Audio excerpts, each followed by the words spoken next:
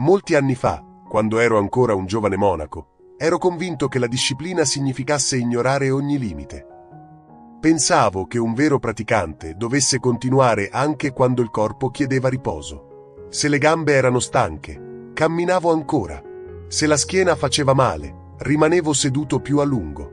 Se il sonno arrivava, cercavo di resistere. Credevo che ascoltare il corpo fosse un segno di debolezza. Il mio maestro non mi correggeva, mi osservava in silenzio. Poi, un mattino d'estate, mi affidò un compito apparentemente semplice. Dovevo attraversare la montagna per raccogliere alcune erbe medicinali che crescevano vicino a una cascata. Partii prima dell'alba, l'aria era fresca, il sentiero era tranquillo. Camminavo con passo veloce, desideroso di dimostrare quanto fossi forte. Dopo alcune ore iniziai a sentire il respiro diventare più corto, le spalle si irrigidirono, le gambe erano pesanti, ma continuai. Mi ripetevo che era solo una prova della mente, che dovevo resistere. Poco dopo inciampai su una radice nascosta e caddi lungo il sentiero. Fortunatamente non mi ferii gravemente, rimasi seduto a terra, respirando profondamente. Fu in quel momento che il maestro, che aveva percorso un sentiero diverso, mi raggiunse. Non disse nulla, mi offrì soltanto una borraccia d'acqua, aspettò che il mio respiro tornasse calmo. Poi mi chiese: «Quando il tuo corpo ha iniziato a parlarti?» Rimasi in silenzio. Sapevo esattamente la risposta. Aveva iniziato a parlarmi molto prima della caduta. Ero stato io a non volerlo ascoltare. Il maestro raccolse una piccola pietra dal sentiero, la lasciò cadere nell'acqua di un ruscello. Cerchi perfetti si allargarono lentamente sulla superficie. Poi disse: «Ogni evento importante nella vita è preceduto da piccoli segnali. Il corpo è il primo a notarli. La mente arriva quasi sempre dopo». Quelle parole rimasero con me per molti anni.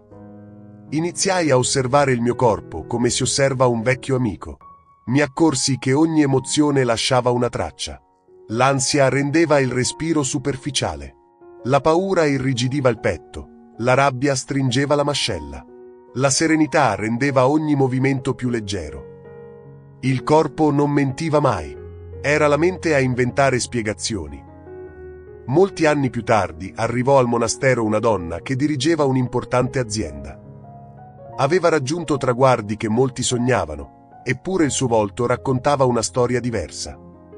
Dormiva poche ore, aveva continui mal di testa, le sue spalle erano sempre contratte, il telefono non smetteva mai di suonare.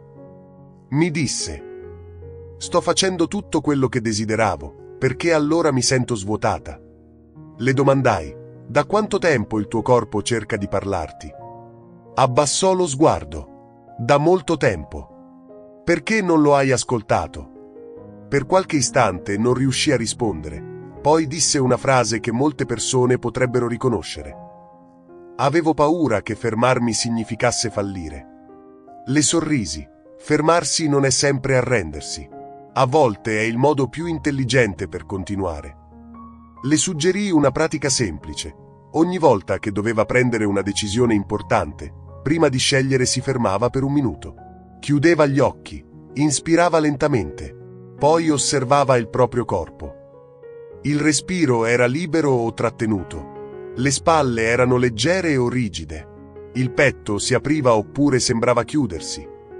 Non cercava risposte magiche, cercava sincerità. Dopo alcune settimane iniziò a notare qualcosa di sorprendente.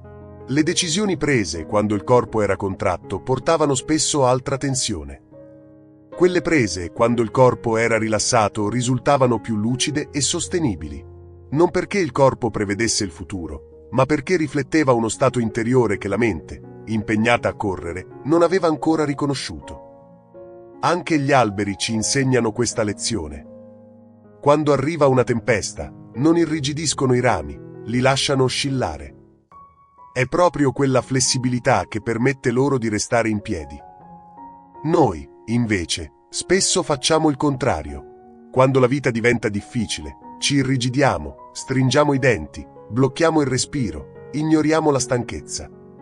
Pensiamo che la forza significhi resistere sempre. Ma la vera forza è saper riconoscere quando rallentare, perché un arco teso troppo a lungo perde la capacità di lanciare la freccia.